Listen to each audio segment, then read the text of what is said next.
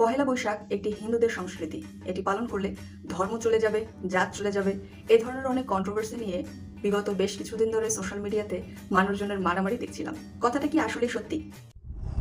Hello everyone, আমি রমা। আজকে একটি সংস্কৃতি পালন নিয়ে বেশ কিছু প্রশ্ন এবং কুসংস্কারের ব্যাখ্যা খোঁজা যাক।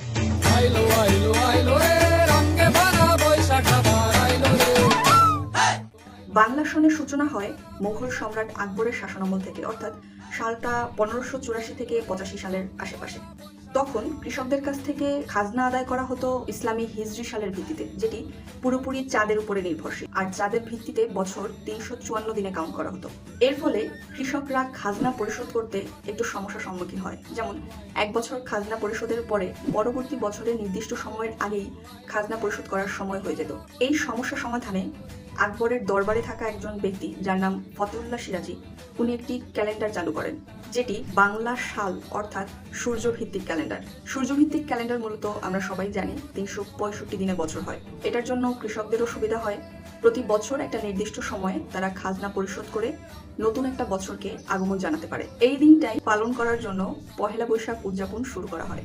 এরপর কালের পরিক্রমায় মঙ্গল শোভাযাত্রা, হালখাতা, গান ও সংস্কৃতি, পান্তা ইলিশ এবং এই দিনটিতে বাঙালি কি পোশাক পরবে সেটাও নির্ধারণ করা হয়। এটা শুধুমাত্রই বাঙালিয়ানাকে প্রকাশ করার জন্য। সুতরাং আশেপাশের মানুষের ধর্ম ব্যবসা ভিত্তিক কোনো আলোচনা বা লজিক শুনে সেটাকে অন্ধ বিশ্বাস করার আগে আপনি ইতিহাস পড়ুন, ইতিহাস জানুন। দেখা হবে নেক্সট কোনো ভিডিওতে। ততদিন পর্যন্ত ভালো থাকবেন, সুস্থ থাকবেন, আর কখনো আমার সাথেই থাকবেন। Thank you.